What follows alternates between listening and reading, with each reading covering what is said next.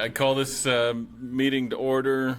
Does this meeting meet or the requirements for the Kansas Open Meeting Act? Yes. It does. We'll move on to roll call. Matthew Newbanks, Deborah Corrales. Here. Grant Johnson. Here. Scott. Here. Lyric. Here. Rosemary. Here. Lacey. Here. Stephen. Here. Frankie. Frankie's not here. And we're banking on the other one. It looks like we meet quorum. So Yes. let's move on to Citizens Forum. Citizens can speak to for 3 minutes on topics not listed on the agenda. Would anybody like to come forward and speak? When you speak, please state your name. Linda Reynolds, Salina, Kansas. I just had a question on this current census. I have a hard time reading these reports.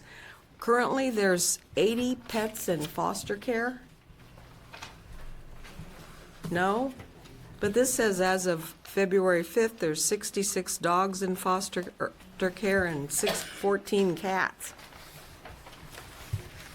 And I just, because it was only $104 spent on foster care for last year, and this is only February, but that's a lot of animals.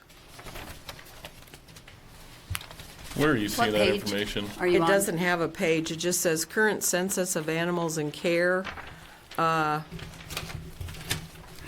It's this one. The second page continues.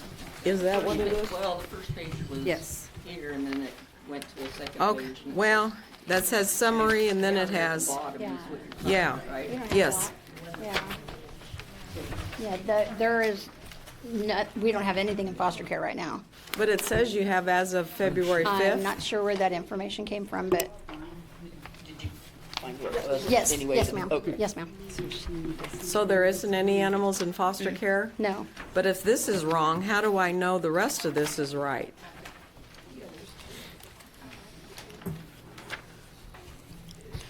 I'm not sure how to answer that. I didn't, Okay, so there's no cats or or dogs in no cats foster or dogs care? in foster care, no. Could that Okay. be the total for the shelter?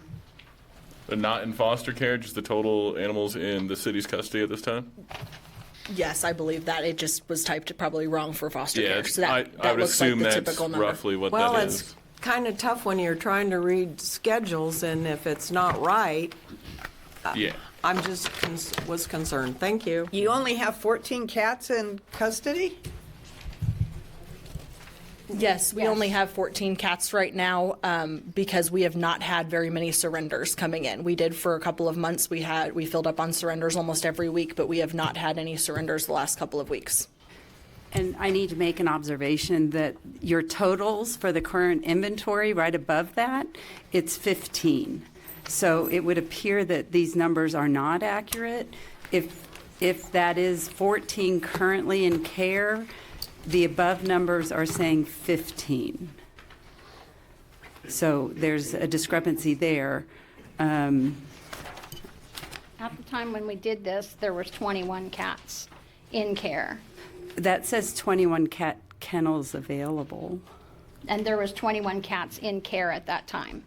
There was 5 in the ISO room, 5 in the cat room, 8 in the isolation room, and 2 in the trap room, with a total of 21 cats in the shelter. So 5 plus 8 plus 2 is 15? And The available kennels is 15. 21. Right, Well, she just said that, and she said she's- no, it was cats in care. right. Yeah, I'm sorry, there was 15 cats in care. Okay. That's what we had at that time when we took this census. I believe it was on 2/5 of 25. So are you saying then that the current inventory for animals in foster care should be ignored, that is data that is incorrect? That In- number was, it looks like it was added wrong. It should be 15 cats total.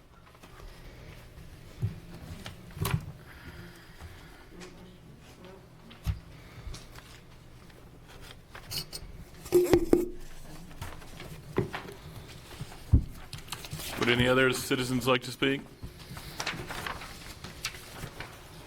Melanie Leonard, right here in Salina. I just want to address this. The fact that I'm here is because there is a concern that it is out there that that the the shelter is looking to go to a kill shelter. My concern is looking at this. Y'all have so many pit bull breeds in y'all's kennel. The thing is, y'all are holding this against a specific breed. Y'all are not looking at the idea that any animal can turn on someone or something. If you abuse children as they're coming up, do they not learn that learned behavior? Yes, they do. You know, why not do something about the ban?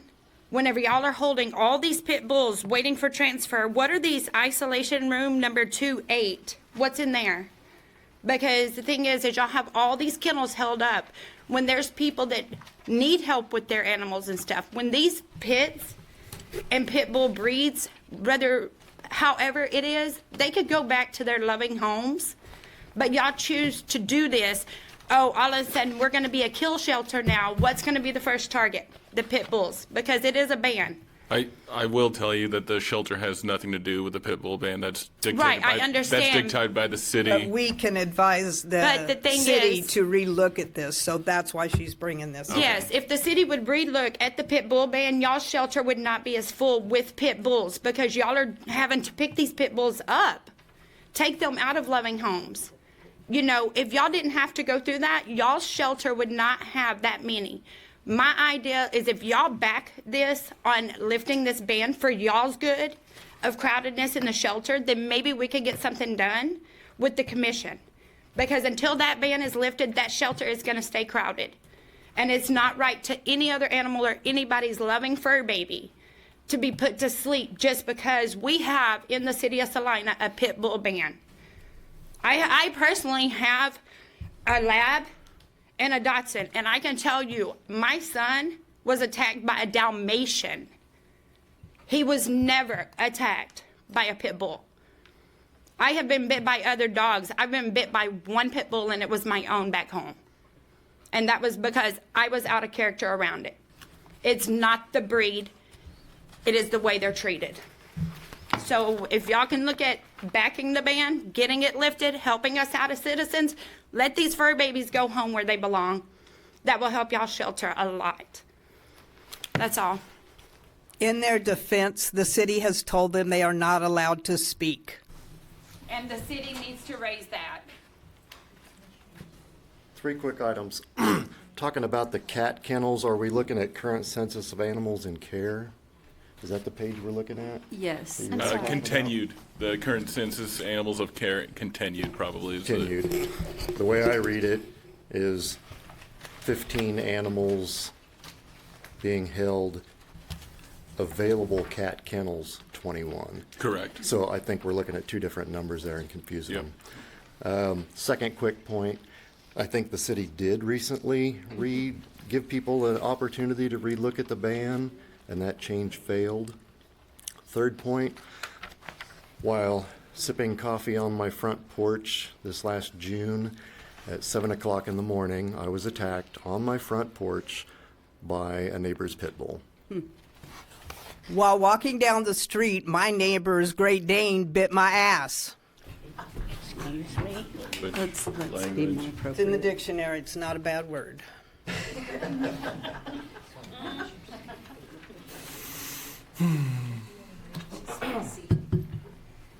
I'll go next.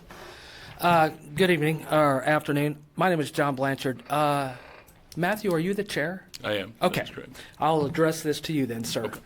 First of all, I'd like to say thank you to all of you for being volunteers. I've watched a lot of your former meetings, and this is a very high-functioning board. So I just want to compliment you guys on asking good quality questions and really trying to move things forward.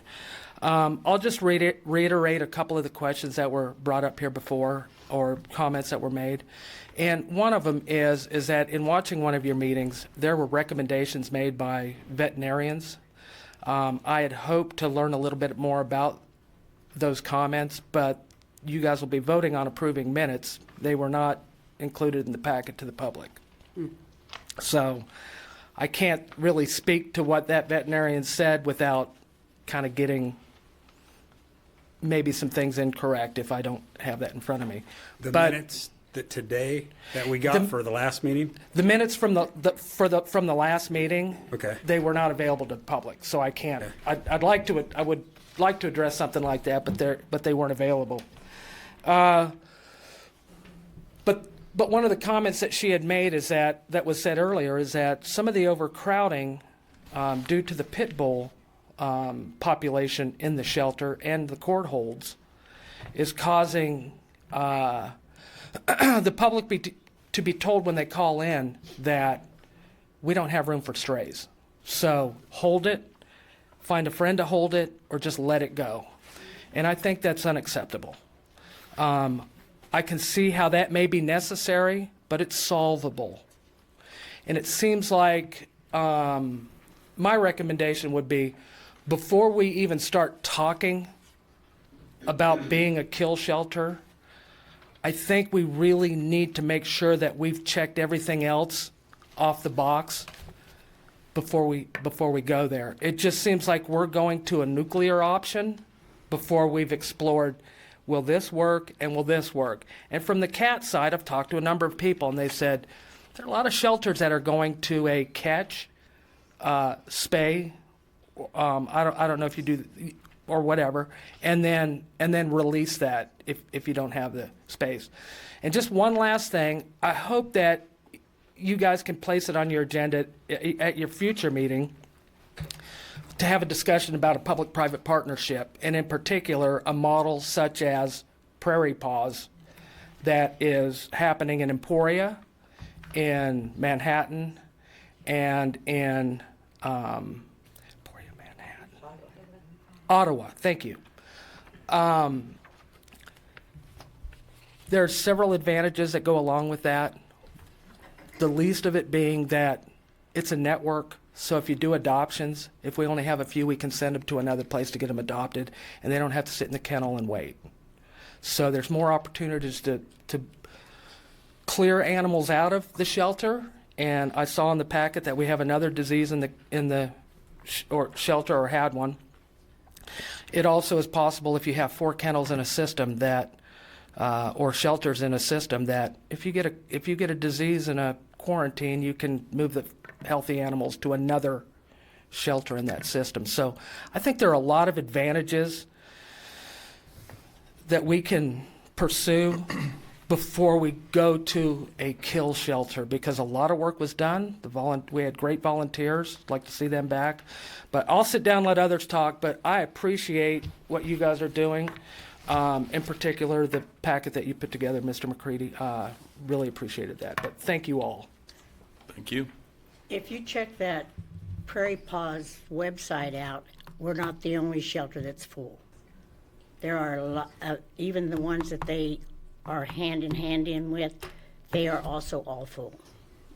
And I will state that the shelter does do a pretty darn good job of calling other shelters and swapping animals and delivering animals to rescues when they can. They at least attempt it. So, would anybody else like to speak?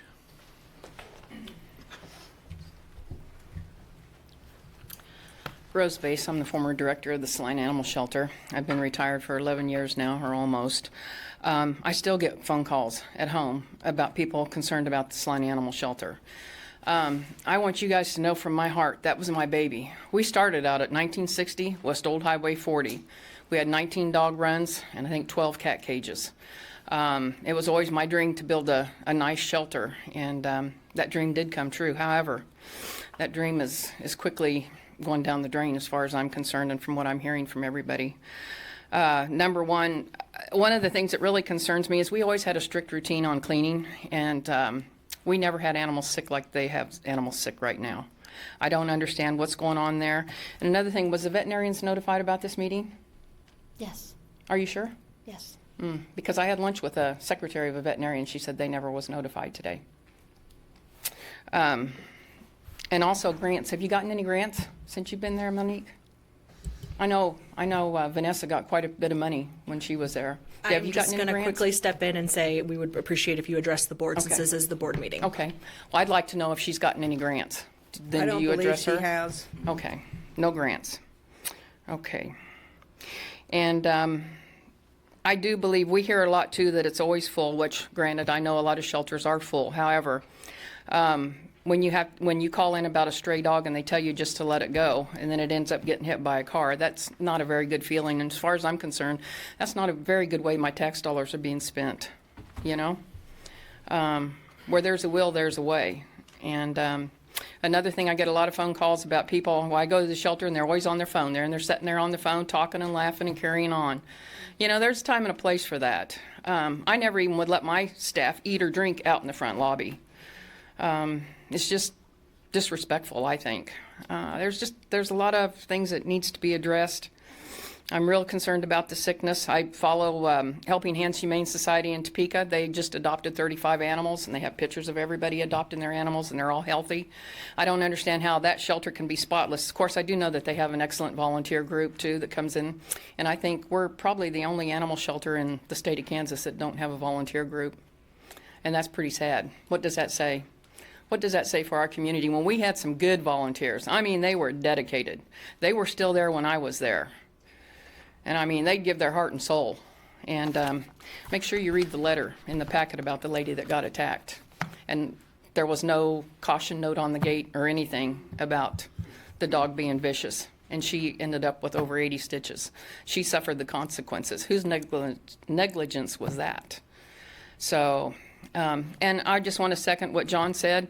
I appreciate you board members. You know, we're all animal lovers. I'm pretty sure probably everybody that's here cares about animals, and I know you guys do, or you probably wouldn't be on the board. So I just want to thank you for what you do. One thing that I seen on the city commission meeting that former Mayor Bill Longbine said is, he says, what's the use in having a board if nobody listens to him? And I thought, that's a good point. Good point. So the community's here, obviously. We've got quite a few. So please listen. We want to see some changes, and we want to see some changes for the better. It's way past due.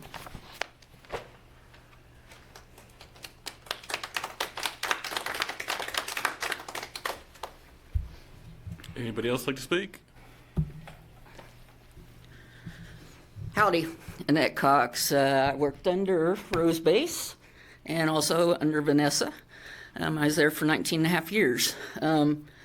I started as animal control and then went to the cleaning kennel position. So I'd like to know whether or not, what is the cleaning procedures now and everything.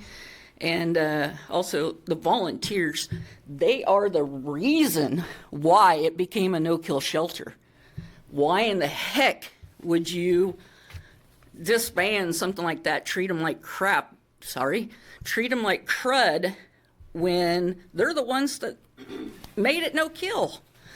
They have done so much work out there. I mean, look at how many people they have hired now, that now the cost is coming out of the city's taxpayers that was once free because the volunteers would come in there. I had a person, Phyllis Davis, come in at 6 o'clock every morning with me because somebody else did not like them coming in with them. And she would take out all the small dogs for their first turnout, help gather the blankets and everything, start the washer and stuff. They did so much. And to disband something like that, to treat them to where they felt like that you needed to disband, and to treat somebody that got attacked as if it didn't happen, you know, not get it out in the public and just hide it. The pit bull ban, I think it needs to be disbanded, but I would like to see that there would be a way of keeping track of them. They are a dangerous dog. My dog, you know, is a German short hair. She never had any training, but she knew how to hunt. Some dogs, it's bred into them. It's not how they were raised or anything. I have friends that have pit bulls, and they turned aggressive. They had to euthanize them. So I don't believe in the it's always how it's raised deal. And also, did you guys get any input on where the dog park was going to be put? No. Right next to the shelter. Guess what's, most of the things are airborne. walking their dogs, where are they walking the dogs daily? You know, then the public's dogs are going to be walking in that area and stuff? Ridiculous. You know, Barkley Park's out there, you know, plenty of room to add on. I don't understand it, but you guys, hopefully, you know, they'll listen to you, and thanks for being up there. Just real quick, there's been a lot of issues brought up with the cleanliness. I can't speak to the exact procedures for cleaning the shelter, as I don't know them, and I don't think anybody on this board knows. But I do know there's been a number of surprise inspections in the shelter in the past 6 months, and you guys have passed every single one, if I'm not mistaken. So I do want to bring that to attention. Would anybody else like to speak? Can I make a comment? Yeah, go ahead. I'm sorry. No, go ahead. Well, I think kind of what I'm hearing is, and we're just an advisory board, that's all we are. I mean, we don't make any decisions, but we're kind of getting the cart ahead of the horse as far as looking at the no-kill status.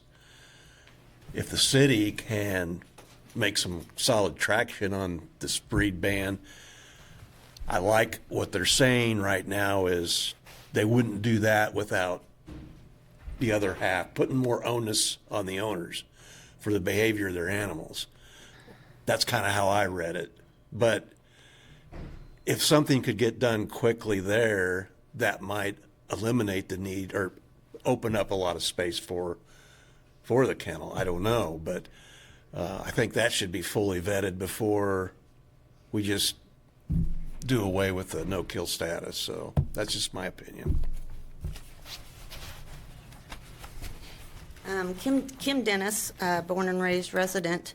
My question is on this donation fund summary. The numbers that I'm seeing don't match what Commissioner Longbine mentioned. I should say I just yesterday found out about all this, and he mentioned, I hurried and watched the video, he talked about $600 and some $1,000 in the donation account. So are those figures not included in this? And this is strictly this fiscal year? Or calendar year, excuse me. Do we know? What are you looking at? The donation fund summary for 2024. Third page. Or fourth page, I believe. I have data for cat intakes on that one. Donation fund summary 2024. Yeah. Well, this says total donations were 163,000 plus. Expenses were 144,000 plus. But I don't see any mention of the figure he mentioned. So I don't know if there's a different running budget. I think that amount, correct me if I'm wrong, Mr. Hammond, but I think that amount that he was talking about was Friends of the Animal. No. Friends of the Animal Shelter dissolved their account, to my knowledge. If I may, what you're looking at on this slide is 2024 only. The $600,000 number was a fund balance, so it was the accumulation of the funds donated over time. So currently to there's the Salina Animal Shelter. 600,000 plus Correct. sitting in a coffer. Yes. So this board, the commissioners need to take into consideration, you had $163,000 in donations for 2024. If you go no-kill, you can, I bet anything guarantees see that cut. I know every dollar I've ever donated to this shelter and in memorials will never happen again. And I know if we go kill shelter, I will be contacting anybody and everybody to not donate again. So you're going to lose an income. Because I didn't also donate to have that money go to a park. I wanted it to help the animals in care of the shelter. If I wanted to park, I would have started a fundraiser. So I just wanted to share that. Thank you. Thank you.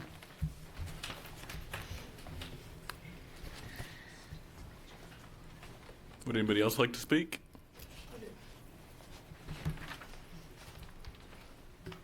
So, Johnny Keller, live here in Salina. I'm just sitting there listening to everyone talk about the issue with the pit bulls.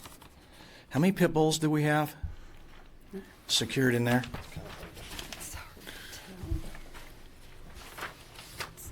Or pit bull breed? 3, and then another one says 9. I think it's 11. Does 11 sound right, Nick? Those are pit bulls waiting for transfer. Yes, we currently have 11 pit bulls that are our property that we are looking for rescues to transfer to. Okay, so while you were How many court holds? I'm sorry. How many in the whole shelter? Is there 23? 11, 9, 2, and 1.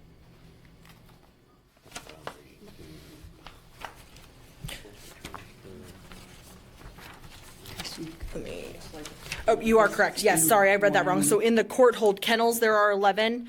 In the regular kennels, we have 9 that are our property and waiting for transfer to a rescue. And then we don't have any currently in the court system. So 9 of them are waiting for adoption by someone, is what we're saying, right? And some No, all 20 are waiting for transfer to another, either animal shelter or rescue. And from what I'm reading and from what I'm understanding here is a lot of folks that out there just having trouble getting rid of that breed. And not get rid of it, but to transfer it where someone can adopt it. Am I correct at saying that? Yes, sir. Okay, so I work with a group of people here in town. We're called the Salina Area Veterans Assistance Group, and we help veterans. 22 veterans kill themselves every day. Not in Salina, but across our country. There are 2 organizations out there that you should look at. I just looked them up while I was sitting here listening to you. Operation Sidekick.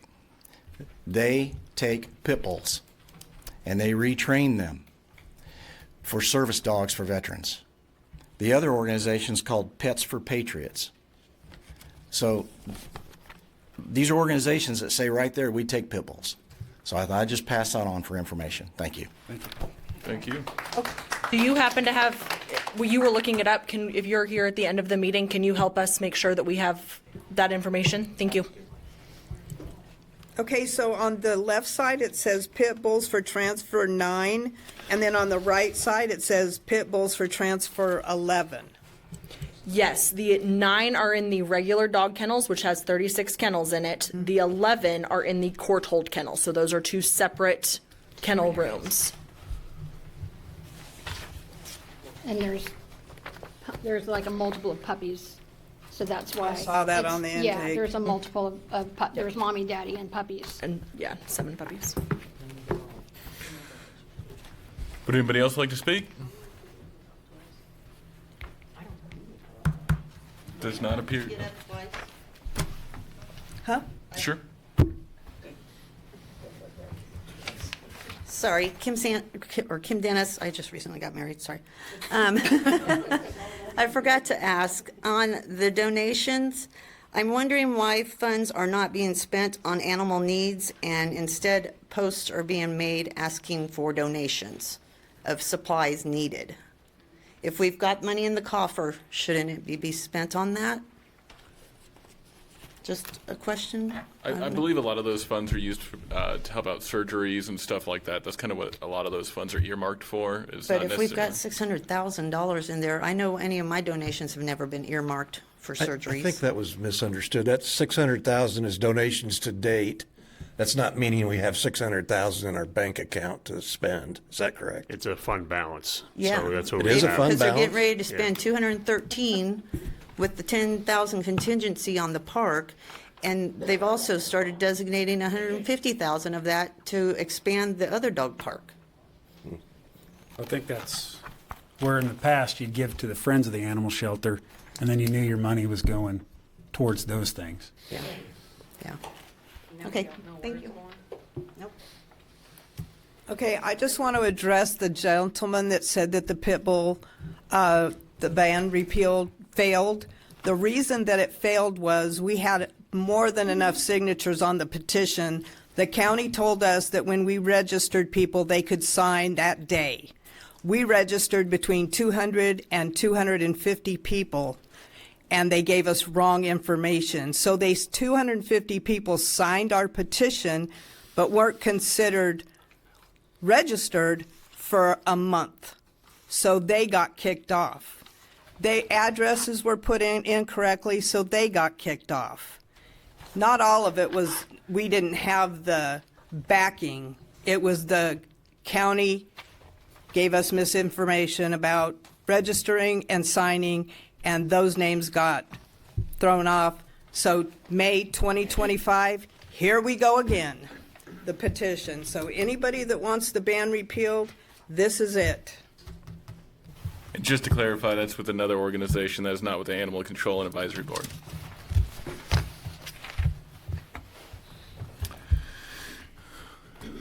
Well, I'm Sharon Carey, and I've lived in Salina since '77. I own 2 homes in Salina.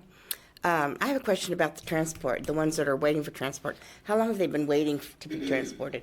Because what I hear, I follow all kinds of rescues and donate to several rescues, and a lot of the transports are full. Yeah. And I'm just curious how long the ones that are sitting there waiting for transport, how long have they been waiting? There have been animals in the shelter for over a year before. There is no date, but there are. I mean, I'm particularly interested in the pit bulls. How long they've been there waiting. are some that have been in there over a year. I know of some personally. And I'd also interested to know how many have been put down. I understand if they're vicious or if there's been, No, the shelter does a great job. They do not put animals down because it's a pit bull and it's been sitting there for 18 months. That's one of the problems. It's mostly for pit animals that have been picked up that are injured and they can't. It's for the health and care of the animal. Okay, just curious. Court ordered. About that, yeah. Okay. And let's see, the other question or concern is 38 dogs were put down last year. I saw that. 21 were pit bulls. I saw that. And that's out of a city of 50,000 people, multiple pets. And that's a pretty good odds. That's still not acceptable. 38 is not acceptable out of a pet population of 100,000? Of it being the breed. We don't have 100,000 people here. 100,000 pets? Oh, 100,000 dogs went through our animal shelter last year? No, pets, a population. The city And population, pet population. The other thing I was wondering about is the quarantine deal. Yeah, that's Giardia, I think, was one of them, and kennel cough. I don't know. Has there been 3 maybe recently since the summer? 2. Mm-hmm. I was thinking there'd been. Yeah. Okay. But I was wondering, the cleanliness kind of deal, that's concerning. And animals that come in, is there a quarantine area to keep the spread down? Or is that because They do have quarantine kennels, yes. For the ones, okay. I'm just concerned how all this sickness is, going around. Well, when you have I mean, I understand what it is and all that. It seems pretty often, pretty recently. Anyway, and I think that all goes to cleanliness. And for the dog park, I'm all for that. Because I think the shelter needs to keep their dog park for them. I agree with that. That's the one I used to use, but I don't. I haven't for quite a while. I don't use dog parks. I have multiple dogs. I've always had multiple dogs. But I don't. The dog park thing is, it's a good idea, I think, especially if they're going to keep their shelter for their dogs. But the money for that, I think, could maybe be put back in the shelter and take care of what needs to be taken care of there, revamp, do whatever. Because, I'm very unhappy with how it's being run right now. Very unhappy. Thank you. Thank you. I'll get up one more time. Talking about the cleanliness, Rose Base, I was there for almost 28 years, about 14 years at the old place and 14 years at the new place. And Annette, you can probably vouch for this because you was there quite a while too, but I think we only had kennel cough run through our shelter once, and we had a feline upper respiratory run through once, and that's all. It just seems like these are just back to back with health issues there. I don't know what their cleaning protocol is. I really like to know what their cleaning protocol is. If they even have one. Giardia, do you know what that's caused from? Dirty water. Dirty water. We had water fountains in there. Annette would flush them out every day. They was automatic and they'd fill right back up again. And she'd flush those water bowls out. She would dump the dog food bins once a week, and she would disinfect those bins and let them air dry before we'd put more dog food back in them. I think they got buckets now for water. Do those get dumped? You did have. We don't have buckets for water at the time. We have the gravity water feeders. That automatically fill up? Yes, ma'am. Well, you just must have got them not too long ago because they wasn't We've there. had them, Vanessa put those in when Vanessa was here. Well, that's what they had when I was there too. But I do remember going in there and seeing the buckets. But that is what that's caused from. I don't know if those water dishes aren't getting flushed out or what, but we never had that. Never had Giardia. They had fresh water every day, 7 days a week, 365 days a year. Thank you. Anybody else would like to speak?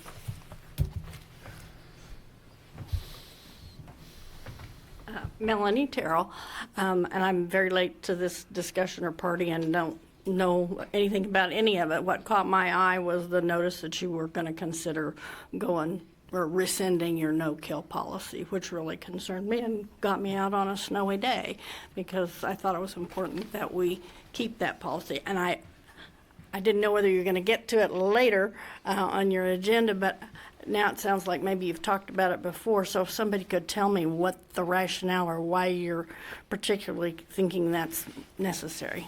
That's all I want. We haven't discussed it yet, and we're not supposed to talk about those items that are on the agenda, correct? That is true.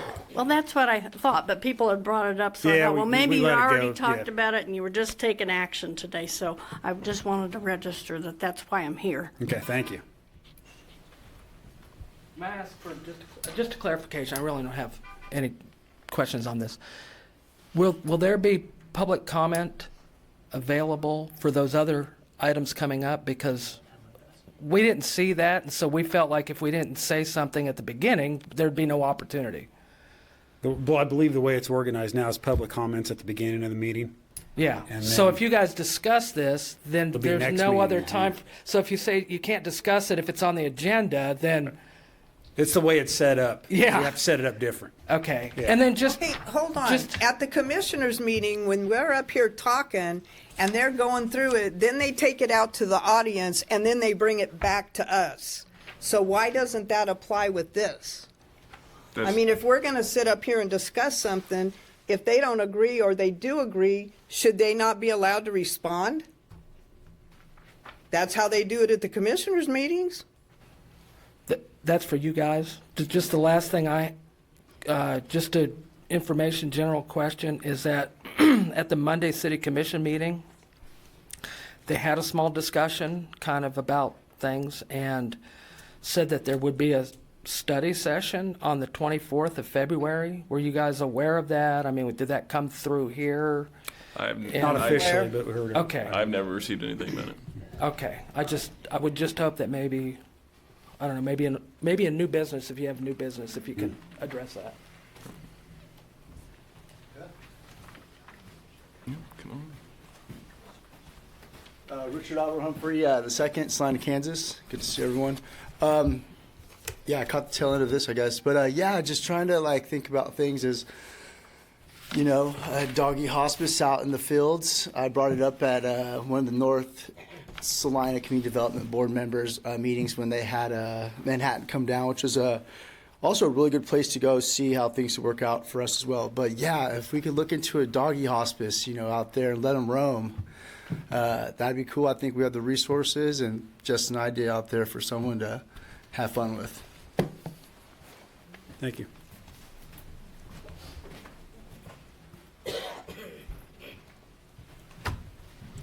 Just to quickly clarify for everybody with that study session coming up, at the end of the last meeting, there was a motion for us to get the statistics and to look into the kill status of the animal shelter. That then was taken by the City Commission and asked that we go to that study session on the 24th. So that is coming off of our last meeting. Perfect.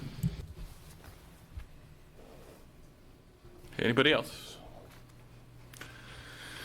All right, Citizens Forum is now closed. Let's introduce a new board member, Stephen Cook. Are we done? Thank you. Community veterinarian comments is now open. Thank you. Good afternoon, everyone. For those of you that may not know me, my name is Melissa Brown, and I'm the manager at Town and Country Animal Hospital. I'm here today just as a representative of our clinic. I didn't have any doctors that were able to attend the meeting today. I first just wanted to express my appreciation for how quickly and effectively the shelter did address some of the concerns from our last meeting. Since then, we haven't had any additional concerns with operational, business. And I do feel confident, like moving forward, that if an issue does come up, that we can work with Monique and Andy to resolve those if in a timely manner. I did just want to briefly touch on a few points from today's agenda, particularly the discussion about the no-kill status. As a community-based animal care business, we did feel it was important to raise some of the challenges that we felt the shelter was facing at the last meeting. And I know there were different opinions expressed about the no-kill policy and breed-specific legislation. To me, it is clear that there's no easy answer. In fact, even at our own facility, there's varying opinions about solutions and potential positive, movement forward. Ultimately, I do feel that the decision and how to move forward really does need to involve the city, the shelter, and the community.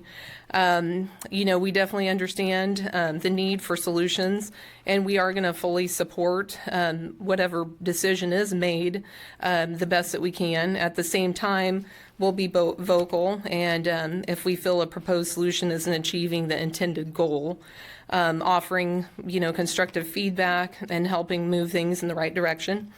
Regardless of the direction that's chosen, I do believe that the key to having more success is transparency and education. I think it's very essential that things are communicated clearly with the community about why a change is necessary, what specifically that change means, what's going to change, and most importantly, what is the goal of making the change. I do feel that, having that transparency and providing that education will help build trust back. I do feel like I said, there's just a lot of different directions and a lot of different factors that are, contributing and compounding to some of the problems. I do really look forward to a productive, solution-driven conversation. I think that basing, whatever the decision is, whatever the city decides, however that looks, being it based on facts, it's really hard to not have judgment and have emotions involved, but looking at the facts, I think is important. Like I mentioned earlier, I wasn't able to have any of my veterinarians attend today. I do feel like reaching out to the community veterinarians and getting some insight into all of the different opinions and would be very helpful. They do have a professional, level of understanding about some of the challenges that are faced with animal care and, trying to do what's best for the animals. So I feel like, if there could be some, whether it's the city study, if there's any kind of area that would be available for the veterinarians all to kind of voice their opinions about possible solutions, I think would be beneficial. And like I said, moving toward trying to provide more clarity as far as what the specifics mean, and why we're looking at changing and what that ultimate end goal. I think that's very important for the community, because I do feel that there's definitely a lot of emotions involved, whether you're talking no kill, you're talking breed specific legislation, there's just so many pros and cons to all of the different routes that those can be changed. So that's all I really had to say. Like I said, I do apologize. None of my veterinarians were able to attend to speak directly and give their personal opinion. So, yeah, that's all I had. Thank you. Thank you. Thank you.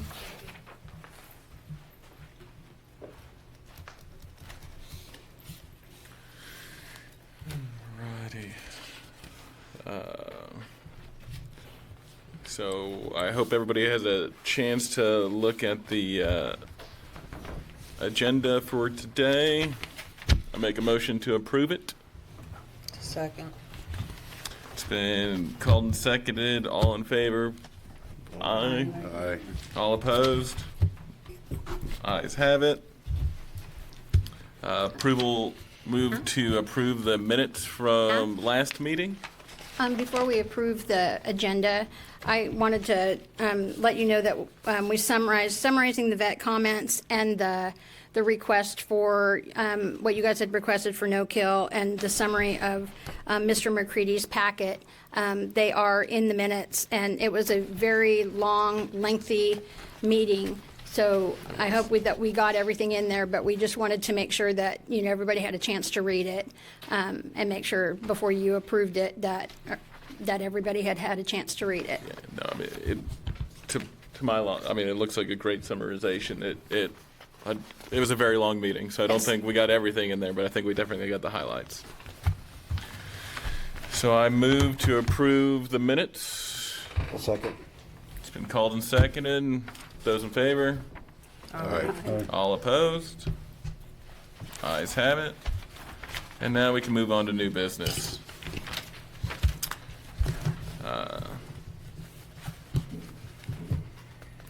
Okay, on the new business, the first item is the advisory board request for the no-kill information, and that is this packet that we'd put together. Basically, everything that we could think of to put in there to give you all the information for animal services. The first part of the package is our goals that we have for 2025. Increasing our capacity to care for cats and dogs, institute staff-driven volunteer program, increase community outreach and education, fill staff vacancies for the animal services coordinator, grow our cat foster program to increase positive outcomes for cats, identify opportunities to increase surgery, storage, and recovery space, continue education such as bite stick training, chemical capture, and NACA 2 for all of our officers that don't already have it. Continue to identify opportunities for facility improvements to further comply with state expectations, and then continue to research opportunities to trade and transfer pit bull or pit bull type dogs. Those are our goals for 2025. We will, I'm sure, add more to those goals as we go along, but right now those are our goals for the year. Objectives for use of animal donation. I'm sorry? I can pick it up from here, or at least start at this section. Sorry. Monique and I worked on this together. So the animal donation funds, and this slide was previously provided to the City Commission relating to the use of those donation funds. Barclay Park was funded from donation funds for animals as well. And so these are some of the donation funds, or the funds we use for donations. The next page is that summary that we've had some comment about through public comment. And this is a 2024 summary of revenue received from donations and also the expenses relating to that. There's a summary of expenses. In the middle of that page, there are several examples of what we use those unrestricted funds for. And there is a difference between restricted funds and unrestricted funds. Restricted funds they're directed by someone who gave us those donations to use it for certain things, use it for dogs or cats specifically only. That's a restricted use of that donation. Unrestricted funds, those are in the middle of that page, or what we had examples of what we use for. And you can see a lot of facility improvement related expenses. You can see shelter supplies, surgery supplies, animal supplies in there, of how we use some of those funds. And as we did state, that this does not include the fund balance, and I do regret not including that, but that fund balance was part of the City Commission meeting relating to the dog park that we did put before the City Commission last Monday, and that's about $600,000. I don't remember the exact number, but it's just a little bit above $600,000. current census of animals. We had some conversations about this already. It was not our intention to read everything from every page for the sake of time. But this is as of February 5th. This was the census, or the inventory, if you will, of the animals that we had in-house. This will be updated before the City Commission meeting on the 24th of February, and there is a study session at City Commission relating to this topic. And many of these slides that you see now will be updated for that meeting, and including the census. That's at 2:30, by the way, on the 24th of February. And the current census of dogs in care. That we obviously made a mistake on the foster care numbers. That is not correct. We provided some of those recent inspections that the chairperson, Matthew, talked about. And this was a history of these inspections that we received, and we received one this year already. And those were complaint-driven inspections that they found to be unfounded. And then we go into a lot of data for cat intakes and cat outcomes for the year of 2024. And Monique has provided definitions of what those items mean, and of the type of cat intakes and the type of cat outcomes.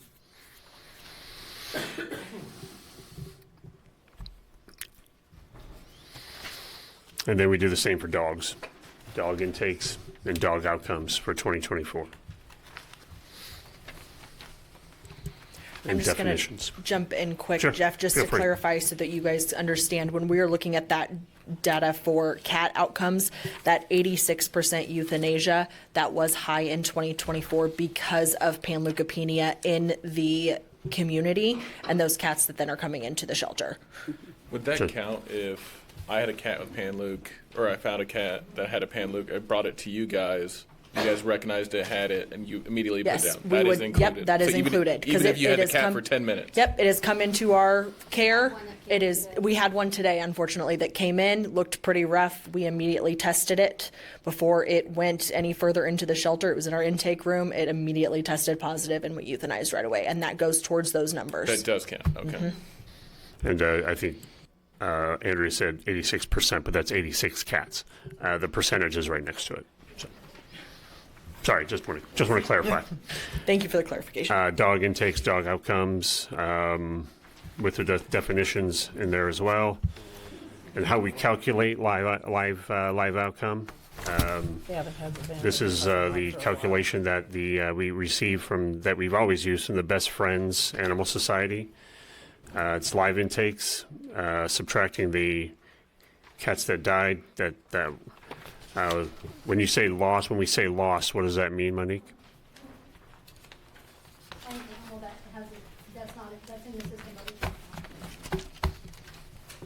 I'm sorry, a cat that is in our system or an animal that's in our system that is not accounted for.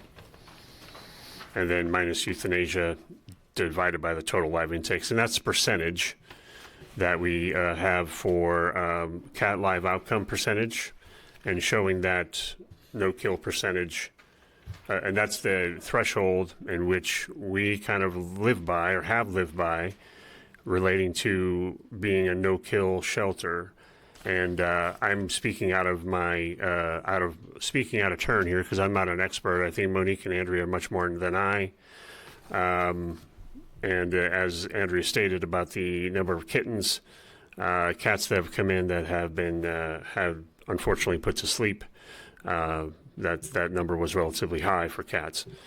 But we're not meeting that threshold for what a no-kill shelter would look like, which would be 90% above 4 cats. And we'll get into a couple more slides. And if there's something that Monique and Andrea want to add to that, feel free. Well, the other thing I just wanted to add, kind of going off what Matt had said as well with the euthanasia side of it, if we have an animal that we get called out to, say got hit by a car, or something has happened, it is still alive when it comes into our care, but it passes away from the moment like the ACO picks it up. That's where that died comes in as well, and those also go towards those numbers.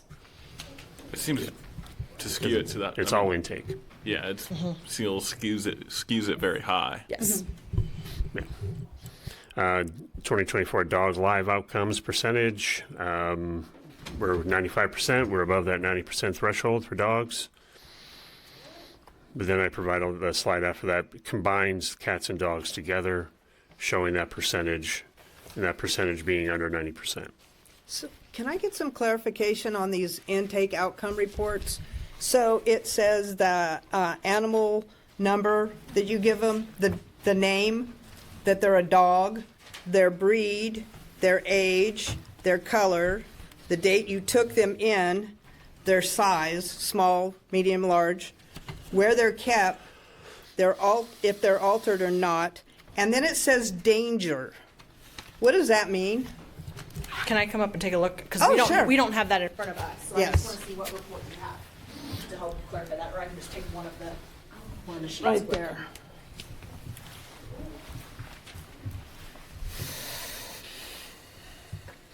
And so he provided that summary, some of the criteria for euthanasia. Yeah, I'm sorry. I think that's part of that pet point, like flats, whatever their graph is, that's part of it. It doesn't mean anything, it's just kind of just there.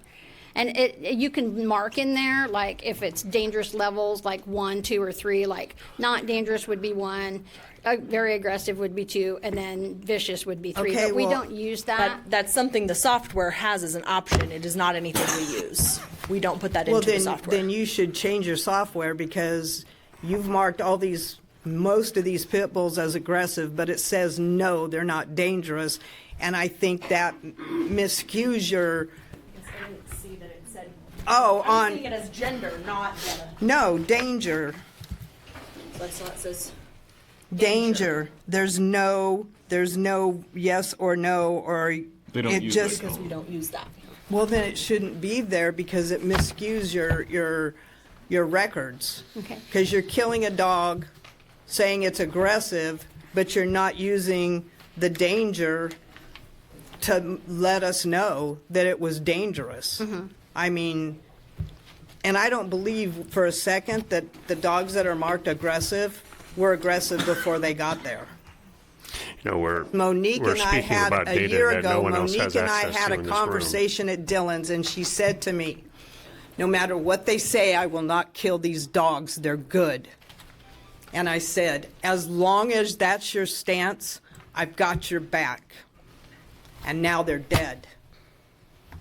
Some of those dogs we had. But they weren't aggressive before they got there. That's my whole point. There were Sometimes they were dogs held. develop They were. kennel craze. That's right. They were held so long that And they went that's not crazy. the shelter's fault. I'm not saying it's their fault. I'm just saying that they weren't aggressive before they got there. That's all I'm saying. We understand So your passion. No, but we so got work people to do. don't, We gotta people move look at forward. these and they go, oh my God, they were all aggressive. They weren't before they got there. And some of them were. There were 4 dogs in particular that we couldn't even touch 3 of them the whole time that they were there, and we had to wait for court to go through, and we couldn't do anything with them. We couldn't even get in there to feed them. We had to put the guillotine down to even put their food in. So there were 3 dogs particularly that came in that way. There was another dog that came in as a court case that was there for a very long time. That it was a very long court case. That he was just not awful to people. He was wonderful with all of us. It was another dog or anything in his kennel. He would absolutely just go crazy with anything in his kennel. So there were those 4 dogs that were aggressive. As the time goes on, if they connect in the yard, if they're not aggressive towards people, it says on there aggressive towards other dogs. No, I get that. So those things just happen, and I just want people to know that those dogs, 90% of them, if not more, were not aggressive when they got there. It was because they were held for so long. That's why this ban sucks. The dogs pay the price because of the way they look, not their behavior before they got there. So criteria for euthanasia at the Salina Animal Shelter. We provided a list of the criteria. We provided some of the euthanasia outcomes for 2024 for dogs. We have sorted it 3 different ways. 1 by length of stay, And just be advised that the left column is part of the length of stay, and the right column is the remainder of the length of stay report. Try to keep it on one page rather than trying to separate pages. Is that length of stay days? I'm sorry? Is the length of stay days? I forgot to add that. Yes, that is a length of stay in days. That's one item I forgot. I had that edit and I forgot to edit that. Thank you. That is days, number of days. And that's length of stay. The next slide is by the euthanasia criteria, sorted by that. And then the last one's by breed.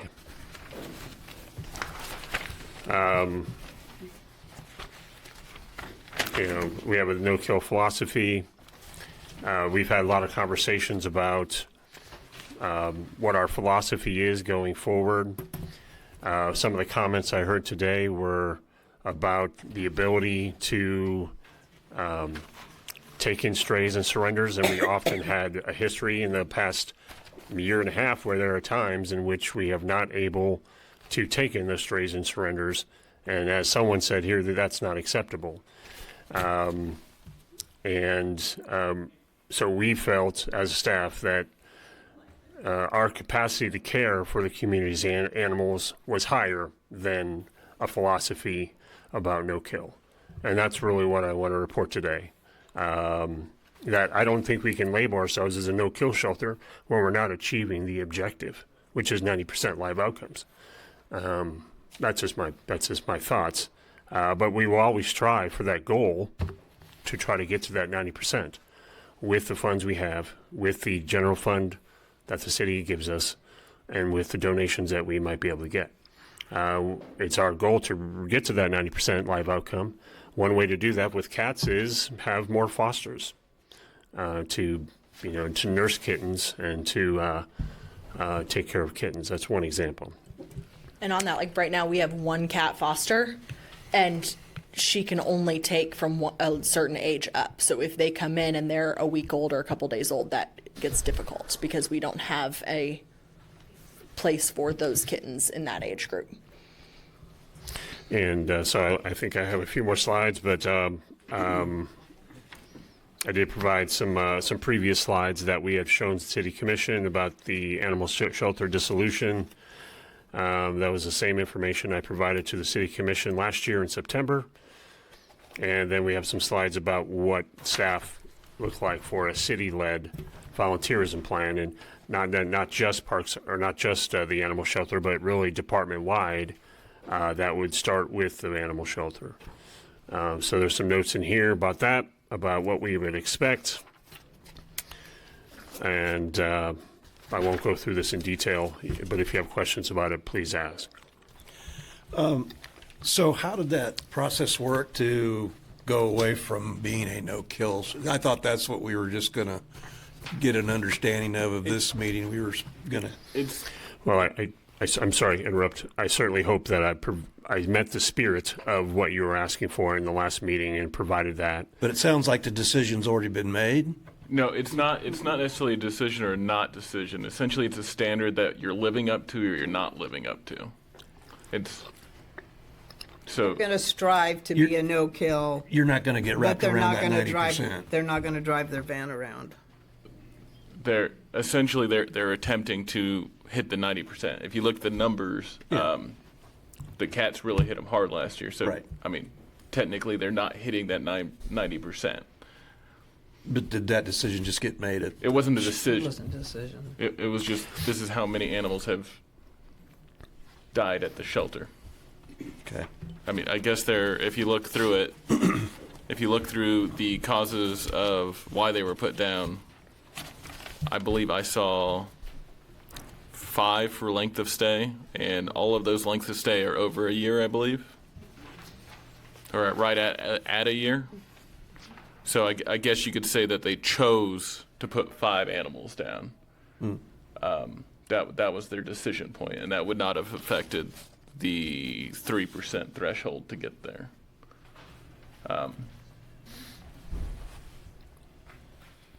Okay. Kind of understanding, I guess. If I can add a little more detail, and maybe Monique and Andrew can correct me or add to it, no kill is a philosophy or a movement.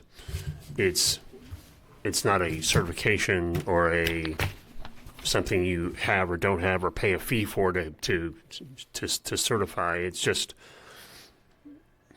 out there. Nobody's It's a recognizes it, designates it. Is it assigned by a group? Is it a? not that we found. It's a goal that we've strived for. 'Kay. It's a goal that we have always tried to meet, and, have met. This year, the cats are, and we got it with the dogs. We were 95% with the dogs. With the cat added into the dog live outcome, cat live outcome, that's what brought our numbers down.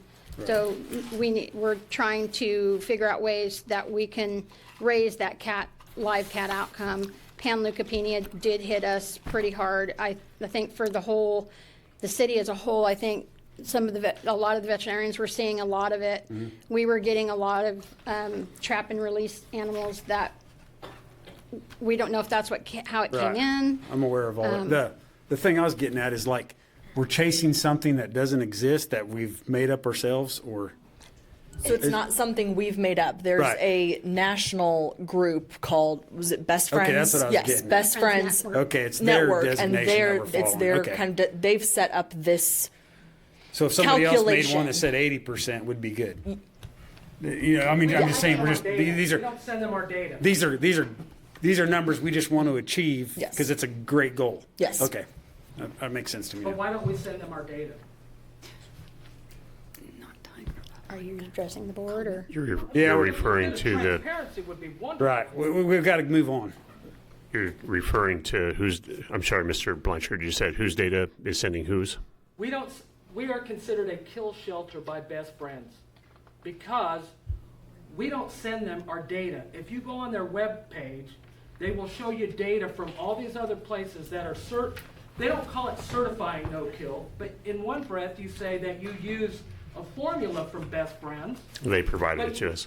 Well, they have a formula, but you're not presenting your data to them. They do get our data through public records requests with the Right, city. and They they have have- our data. They have. So why don't we give them our data? Because They do have what I'm it. saying is that by us not supplying the data, by them having to go there, we may be on the kill category for quite some time because they can automatically update our status if we provide them with the data. My question is why aren't we giving them the data? So why are we making them We go get give them the data. It is a public records request. That's how all data through the city is handled, through the city manager's office. And they have put in public records requests, and we have provided that So data. they have to make an open records request. for the data. I'd be curious to know what they're charged Simple for email, that. and we send it to them. We could simply give them the data. Yeah, Then why aren't we? we have. Only after they've requested it, though, is what Andy's saying. It's not automatically just sent to them. Right. And do they have to pay for it? No. It should be automated. You shouldn't have to ask for it.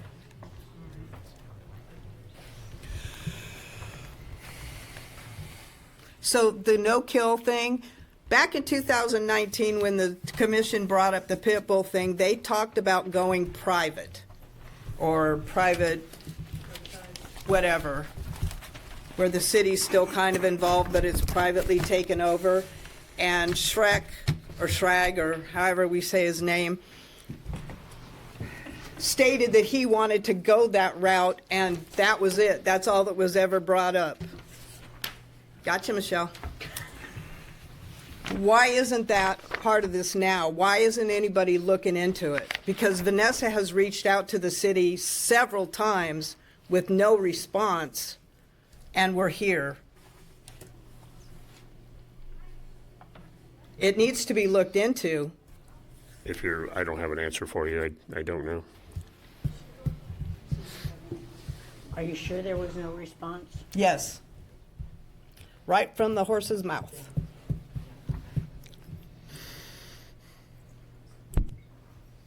Do any board members have any more questions about the no-kill information? All right, there's Giardia at the shelter / kennel call. So we had kind of touched a little bit on it when the young lady was up here asking questions about it. We have had Giardia and kennel cough come through. Giardia was first. And we went through and medicated, cleaned, scoured, like what we normally do. Did add a little extra with water buckets, pulling water pans. We do that once a week. We pull all the water pans and take them and scour them out with a bleach and then put them back in and let them refill. Kennel cough, we have a lot of animals that are coming in off the streets, and this is an airborne virus that they get. So if a dog comes in and it's already got kennel cough and we vaccinated that day and it's coughing or shutting off, it's going to go airborne. We do have a system coming in, or a cleaning team that come in every 3 months and clean all of our ceiling tiles, all of our vents, and all of our fans to try and keep some of those things from getting any bacteria or any things that can be airborne. Everybody's been treated. We're looking forward to the 14th of February to lift that kennel cough quarantine so that we can get some animals out and adopted. We just didn't want to have somebody adopt an animal and have to take it home, and if they have animals at home, spread it to their animals at home, even though we would send medication home with it. We just didn't want to perpetuate the situation in somebody else's home. Same thing with the Giardia. We just wanted to make sure that everybody was safe and healthy before we adopted them out. We don't want to adopt out somebody that has diarrhea or is just not feeling well in general. Along with those, one of the things to also take into consideration is how stress on these animals when they come into the shelter and they're scared, how that affects their immune system. We do picked up with the veterinarian that we have contracted that comes and does our spay and neuter clinic. She has some research on some recent things that shelters are doing to help with that stress at intake. And that is something I'm working with her on to add extra protocols so that we can help take that stress away to hopefully then avoid some of that in the future. How many cases of kennel cough has there been in the last year? We had one in the summer, I believe, and then one this time. And we're not alone. Cases is how many animals, or just, or the time that we've had, like how many animals? I just didn't know. I thought it was only once, so. Yeah, we had some in the summer. I believe it was July, I believe, and then again this time. And we weren't, well, I was getting calls from people that I was trying to trade with, and they were like, well, we can't trade right now. We've got kennel cough going through our kennels. So, and they're like, you don't have it yet? And I'm like, no, so that is kind of also was holding us up on some of our pit bull transfers, was that not only our facility was having that problem, but all around us were having problems with kennel cough as well. So that was another kind of hinge on getting some of the pit bulls out as well.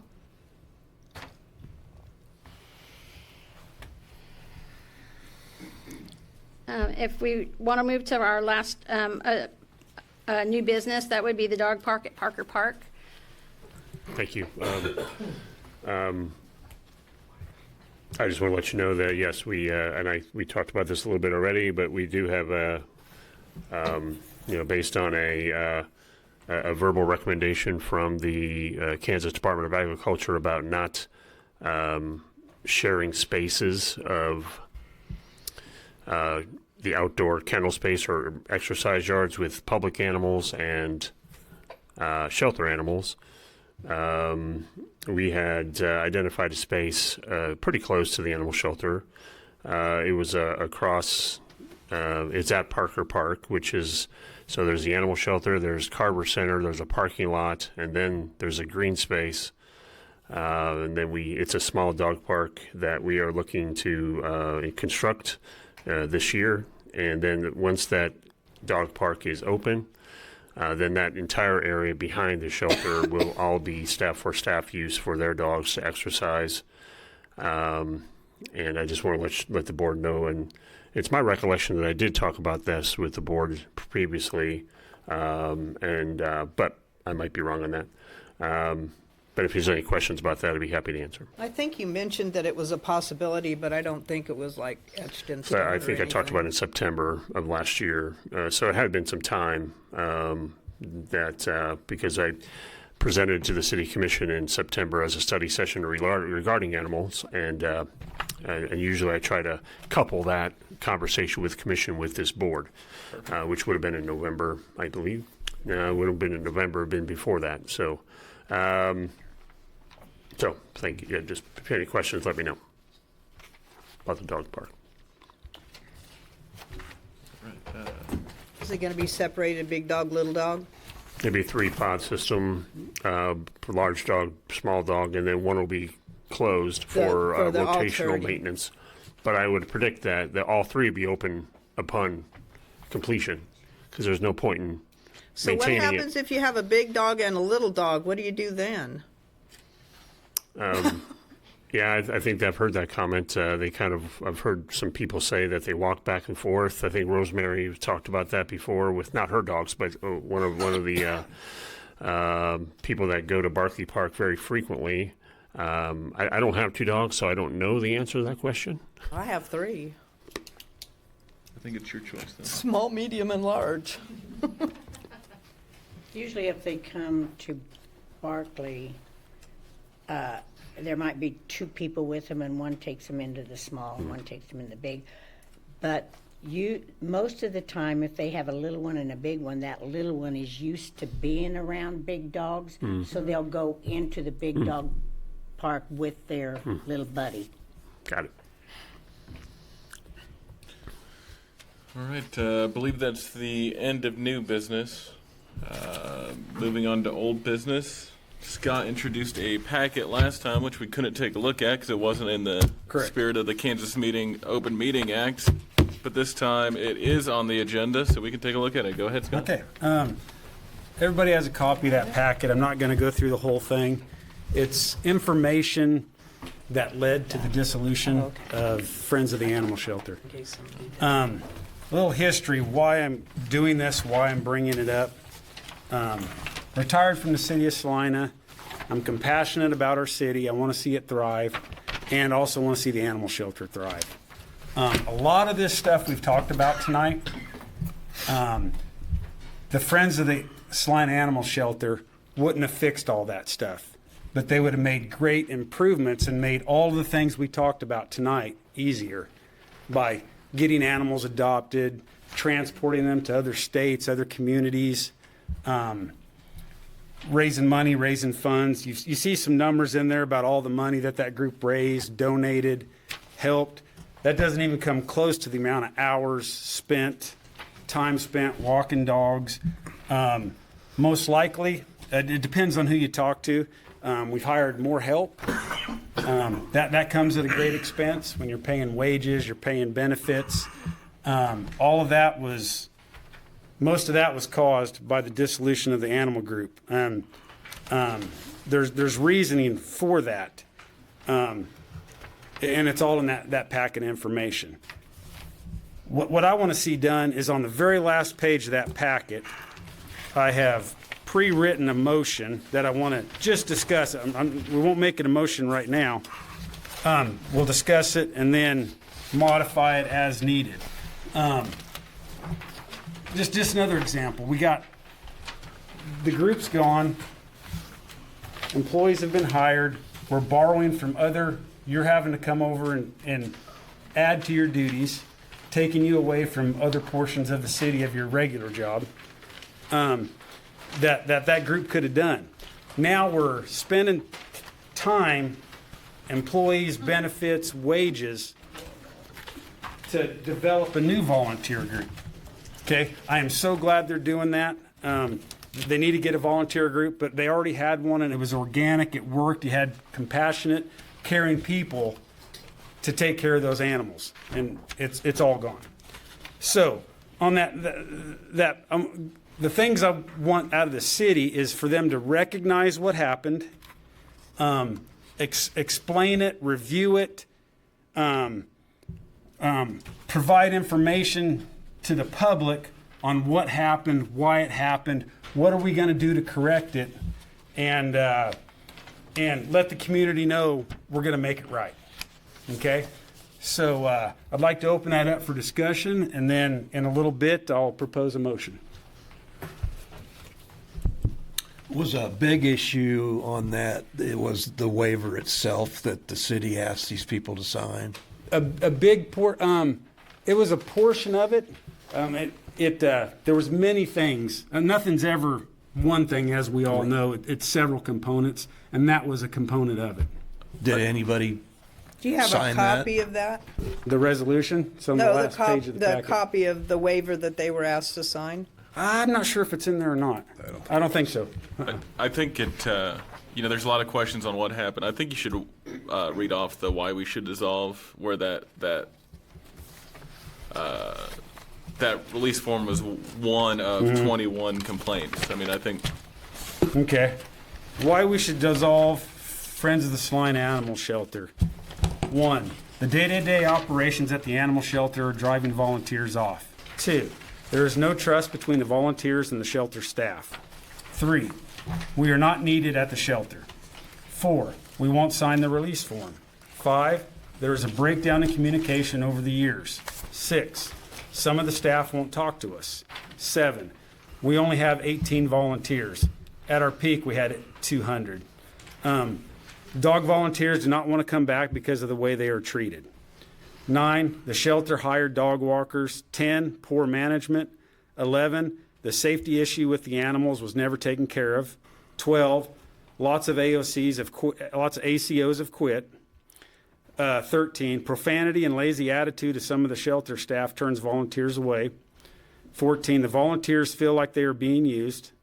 15, cleanliness of the shelter is a problem. 16, the way the staff talks to the public on the phone and in person.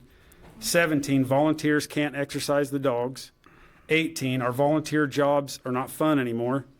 19, we used to all work together and it was a happy time. Now no one is happy. 20, we can't train new volunteers. 21, we never got the set of rules for the dog walkers that were promised to us 6 months ago.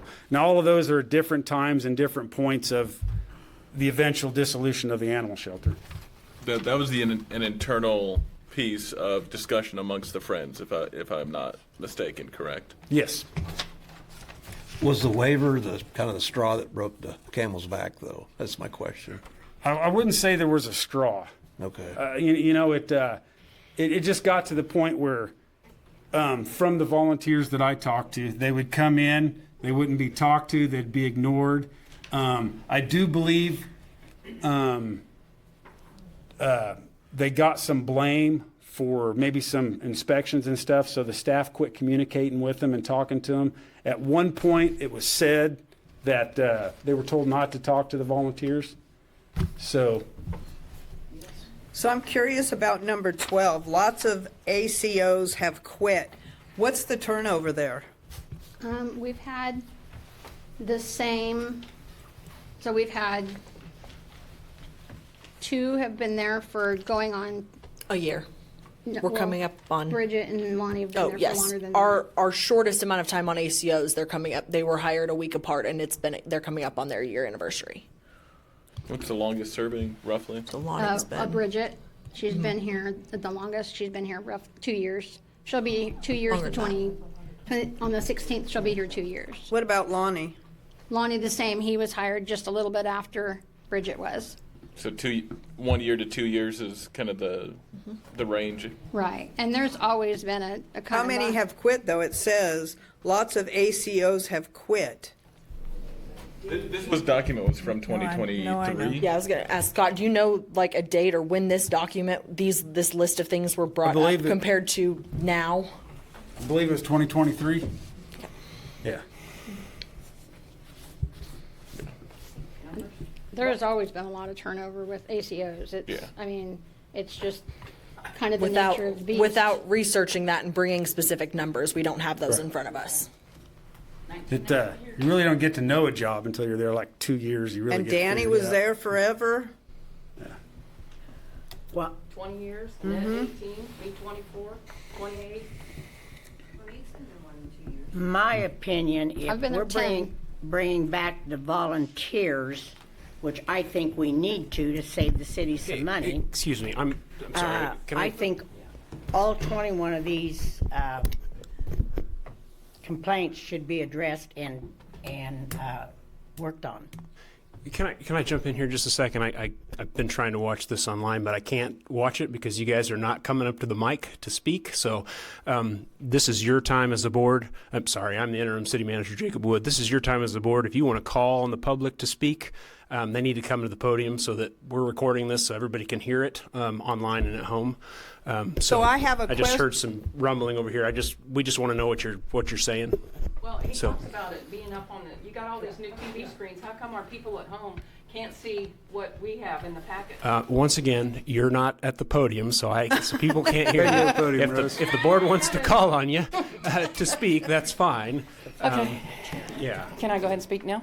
And this isn't my meeting. This is the board's meeting. So if they want to call on the public to come and have public Well, I comment, have a that's fine. question about that. We're discussing stuff, and at the commissioners' meeting, they discuss things, then they throw it out to the public, and then they call it back, and they decide what they're going to do. Isn't that how this should work? Yeah, absolutely. That's exactly what I'm saying. When I came over here, that's exactly what I'm trying to say. So Thank you. if you want to, if it's the boards can have a discussion, and they can certainly call the public up to have a discussion. Oh, so we can come back up. How 'cause I about was we under the instead of just understanding we had having to do people it all at randomly one come up time. and make comments, let's have the board. Let's do a second time for public comments. That way, we're just not interrupted with the public just coming up every 2 or 3 minutes when they want to say a comment. Let's do 2 set blocks of time. Is everybody Go okay ahead. with that? I even forgot what I was going to say now. Oh, yeah. Well, you talk about on the screen and stuff like that, and I know you guys just got all these new TVs and stuff in here, but the thing that I'm concerned about is, we have these nice packets here, but I know there's a lot of people that watch these city commission meetings and things at home, and I'm just wondering how come the stats aren't up there so that all the people at home can see them? It's a large document. I think they have access to it online, correct? Yes, I mean, certainly if it's do. in a public meeting place to get, but yeah. But I mean, when the city commission meeting and they want to use these TVs, they're up there so that the public can see them. I was just curious as to why that's not. City on commission probably has more staff, and they can use people to. Yeah, we can certainly scroll throw a through it. presentation up on the screen. I don't know. That's not a problem. So just to clarify for future, when we put the agenda together, how would you like it set up as a board? Do you want do you want the citizens forum at the beginning, after roll call, and then again at the end, so you've got the two, or do you want a citizen speak time between each of the topics? I say it before and after, just two speak slots. So this is how they do it at the commissioners' meeting. They have 1.5A. They discuss it, they give it to the crowd speaks, and then it comes back to the board, or to the commissioners. So how would you like it? Would you like So it in after- between every issue, or would you like two? Yeah, because that's how the commissioners do it. All right. Well, may I ask, was, I'm on sorry. the agenda, we were talking about the no-kill, Sorry. Yes. correct? Okay. And at the beginning of the meeting, you said that nothing could be discussed in the citizens forum that is on the agenda. But the citizens got up and talked about the no-kill that was on the agenda. So Yes. they shouldn't have been able to do that until we got to that part on the agenda. Well, I don't think we can make comments. I can't control what they say. No, I guess you're not following me.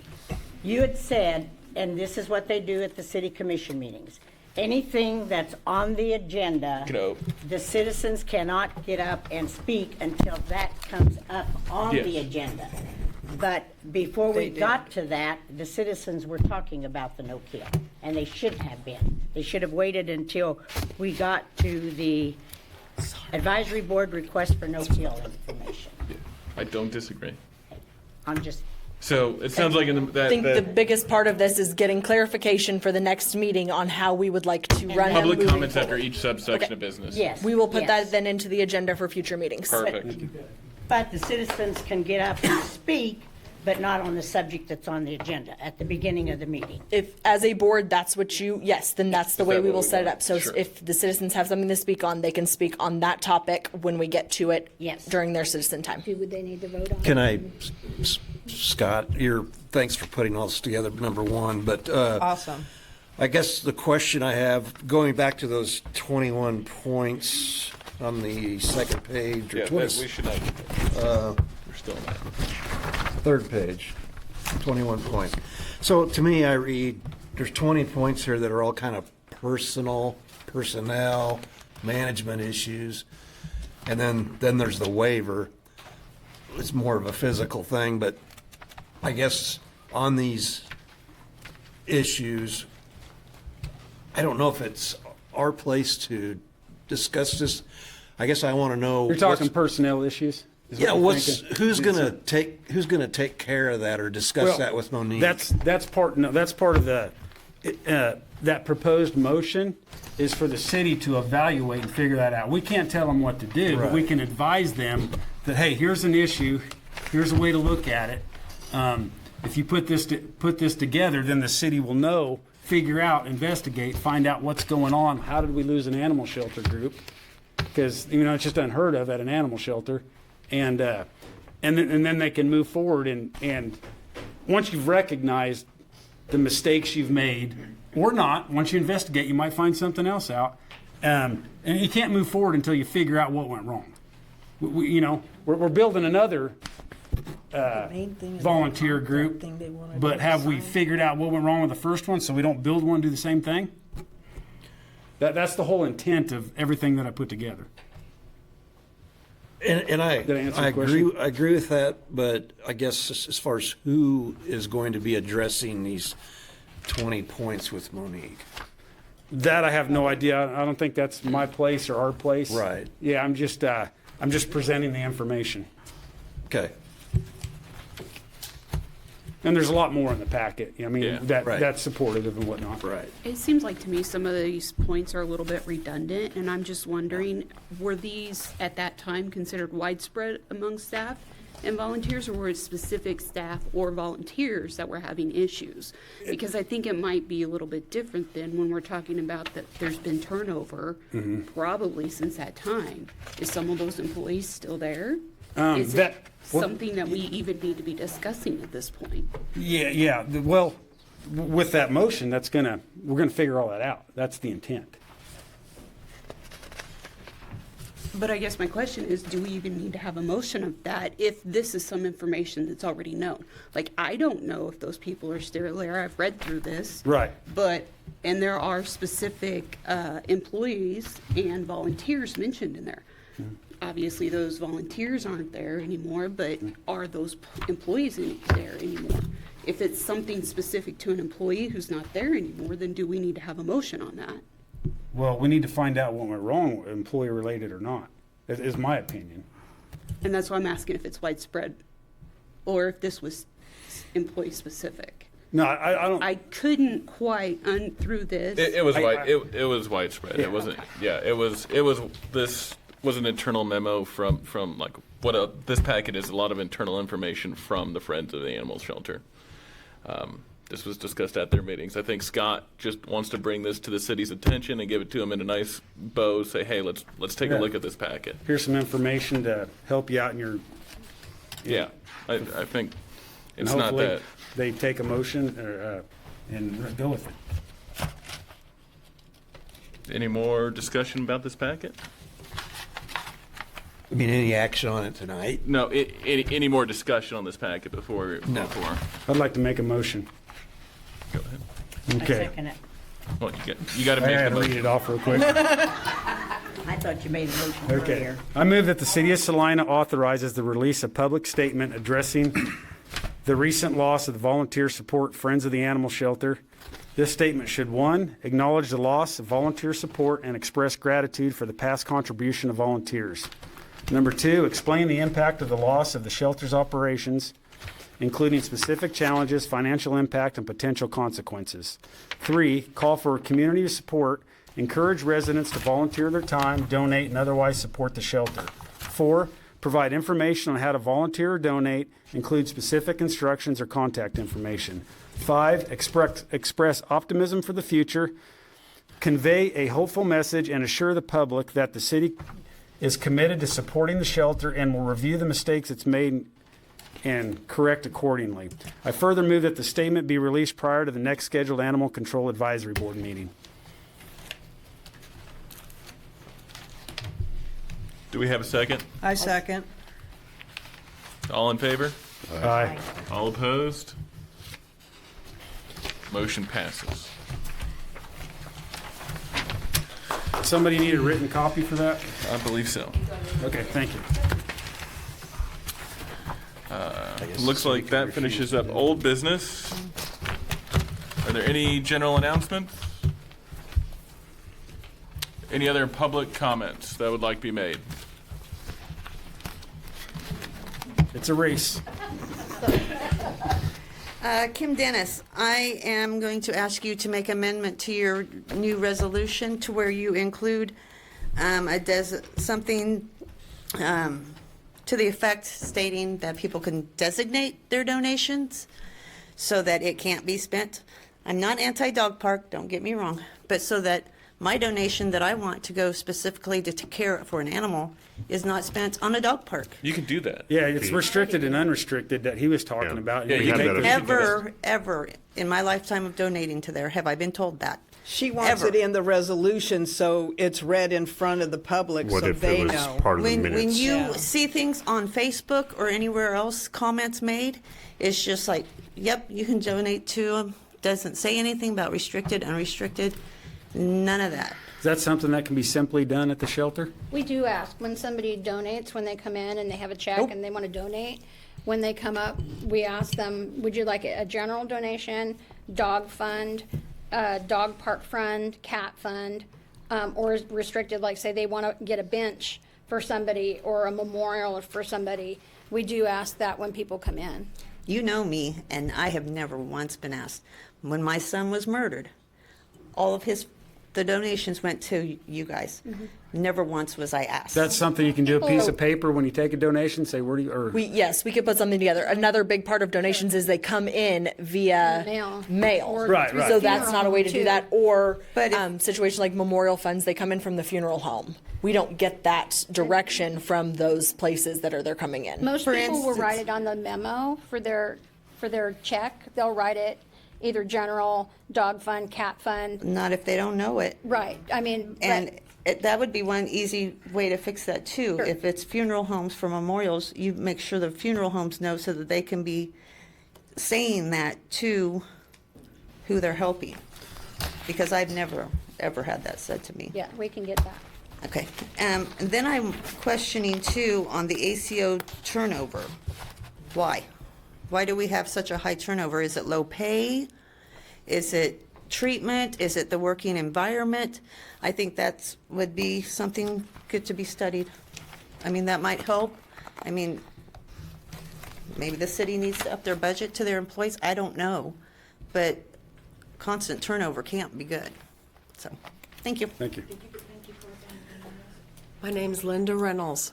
You have a lot going on at the animal shelter. Are you going to only meet once every 3 months? That's correct. I brought that up before, and it was Should you meet no. more than every 3 months? I do not believe so. It's an advisory board. Well, I realize that, but all the other advisory boards meet monthly. Even the library meets monthly. It's just a observation that I've heard from other people. I know you're an advisory board, but there's a lot going on right now, so that's just it. I brought that up a while back, and it was voted down by a couple of people. I think you're correct. I realize I forgot to introduce myself the first time. Brian Metzger. I live in Salina, Kansas. I just wanted to take a second to thank you for your service. This is a very important thing that you do, and thank the people that showed up for this. These are all issues where passions can run very high, and I'm glad that cooler heads have prevailed today, because when we express our passions by being obnoxious and belligerent, that tends to run counterproductive to furthering that cause. Thank you. If we could all speak like him, it would help. I know, right? I just want to make a clarification, and that is first of all, thank you for coming down here. It's highly unusual for the city manager to drop into a meeting like this. So, What's your name, sir? John Blanchard again. Still, yeah. just in case somebody comes Still. in late. Appreciate that, though. I appreciate you looking at allowing people to speak on each individual item that you have. I also asked, again, that you have the minutes available for the public as well. I had a question, will the letter in its entirety from the Town and Country attorney that wasn't able to be here at the last meeting, is that in the minutes? Is a question, because the public still hasn't had an opportunity to see the minutes. But I heard there were summaries and abbreviations and all that. But it would be nice, since that veterinarian had that and placed on the minutes at that meeting and given in its entirety, that the public be entitled to see that. Is that not a requirement? It should be there? I'm so sorry. It is supposed to be there, and I did look on the website after Mr. Blanchard did discuss, and it was not there, and I requested it to be there, to be placed on there, and I sent them the attachment that was supposed to be placed in the public folder so it can be accessed, and I was about to check to see if it's there. Okay, and I appreciate that. I will apologize for comments from the crowd, but when I asked you that, would there be public comment, you had said no, so you must have missed that part of the meeting. And I think that I spoke up from the crowd because I believe you guys are sometimes given information that is either not clear, incomplete, or just flat out not factual. And if I like that you're putting that ability to comment, because that would be the time where I could come up and say, I think you need to look at this, that there is this Friends. If you go on their website, they have different categories. And you pull up Salina, and it said no data available. Now, I don't know how often they make a request for open records for our data. I just know that the overwhelming majority of the shelters are no-kill shelters, that they're not the overwhelming majority, but the majority. One thing they all have in common is they all provide the data. If friends of the whatever, the best friends had, they said no data available. If we're giving them data, why aren't they saying, okay, here's the data? Okay, we're not giving them. Most places send their data in. They're proud. And they're going like, hey, here's our stuff. So that was just the point there of saying I didn't believe that you guys were given clear information on what of that. And if we're using a formula from somebody, then we're saying that we trust their criteria and we trust everything else. Why aren't we sending them the data? And so that's all I have to say. Just one last thing, because you're here. I asked you on Monday if you had responded to any of the letters that were sent to you from Prairie Paws, because it was brought up again here. And I know that they were addressed to you personally, you individually. Yes, I did go back, and I didn't recall responding, but I did go back, and there was a little bit of correspondence, and so I did get some additional information from Prairie Paws on the contract that they have with Manhattan. Okay, did you respond back to them at all? Yes, I responded and asked for additional information, and that was provided to me. So, okay, that goes against the information I was given. Yeah, I have. So, I mean, I'd be happy to provide the email. Okay, if you would, yeah, I'd appreciate that. Super. Thank you very much.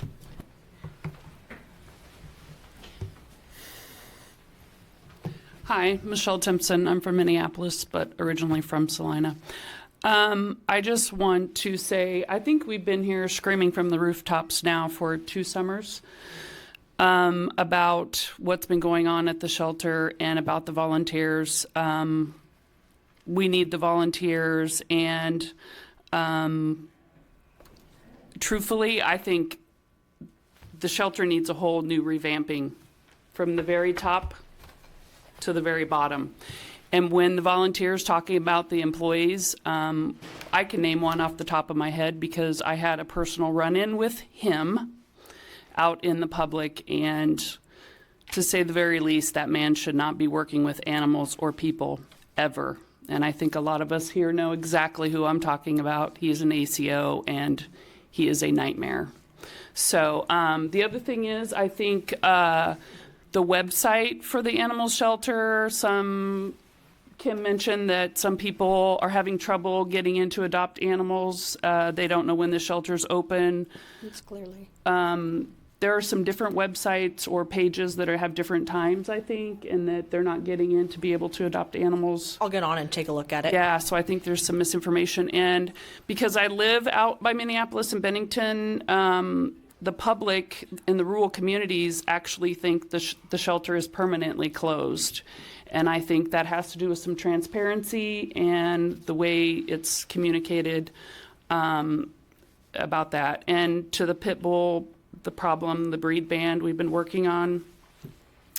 I thought about this when John Blanchard, I heard him talking about the volunteer that was attacked at the shelter. I don't think we've had an attack in the public by a vicious animal. I mean, correct me if I'm wrong, the only near fatal attack we've had was actually inside the shelter. Correct me if I'm wrong. Wrong. You're wrong. Wrong. Besides the little girl? The American Bulldog. Okay. Yeah, Lady there's almost been lost several. her leg. Several? I mean, I know. Near of- fatal attacks? Yeah. A little girl ended up in the hospital. I know, I knew that one happened, And then but there I was think one on Iron Street about 3 or 4 years ago. I know Okay. of. There's been several. I wouldn't say several. Has there? Several's more Well, than 2. before the pit bull ban was put into effect, there was quite a few. Yes. Quite a few. But the pit bull ban, it's been in place for 20 years, right? Correct. Yeah, this. So there hasn't been very many since then, correct? Right, but then we had a really bad one here that was actually in the shelter, right, on one of the volunteers. That, I don't know what dog that was. I That don't think was it was a pit bull. it was a mastiff. It wasn't even a pit bull. Right, correct. And it was due to negligence. Yeah, correct. Right. Due to the staff negligence, correct, at the shelter. From what has we- been said and done, that's what I believe. Yeah. Yeah. So, okay, thank you.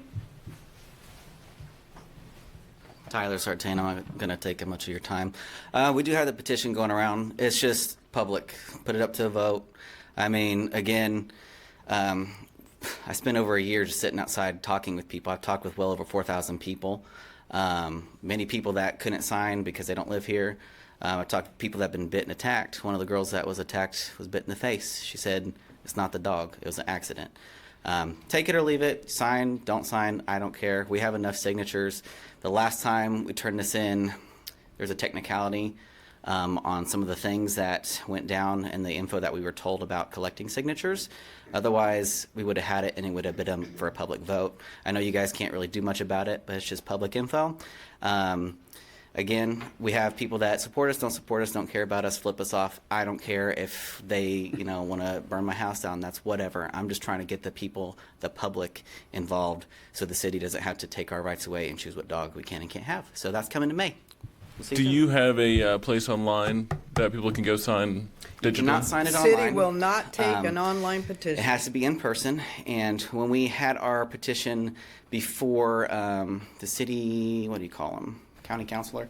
A couple of years ago to approve it, we had our lawyers go back and forth with them for months. We spent thousands of dollars to make sure everything was good because we were following, again, the mask mandate, their petition, because I spoke with them about it. And apparently there was a few things that this time around, which it was the same exact petition, they're like, oh, this is the first petition that didn't have a column for people's birth dates. And we're like, you guys approved this. You went through line by line and approved everything and was okay with it. And what was odd to me, we were just told just some things that were not accurate. And then when they go to check the names, I have all the lists. I have all the copies of everything. They even put my address down wrong. When clearly I was in Salina, had my address there. They miswrote it. They did a lot of misreading and they wouldn't follow up with that. So again, this is just for public. I mean, if you want to come, sign it, put your name on there, put it up for a vote, be done with it. It'll help the shelter because then you guys don't have to deal with trying to house animals, and it should help alleviate, but that's up to the city and the people. So we'll see what happens this time around. Thank you.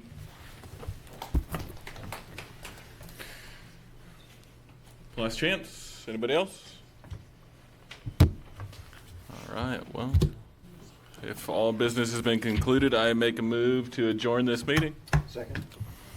All in favor? Aye. Ayes have it.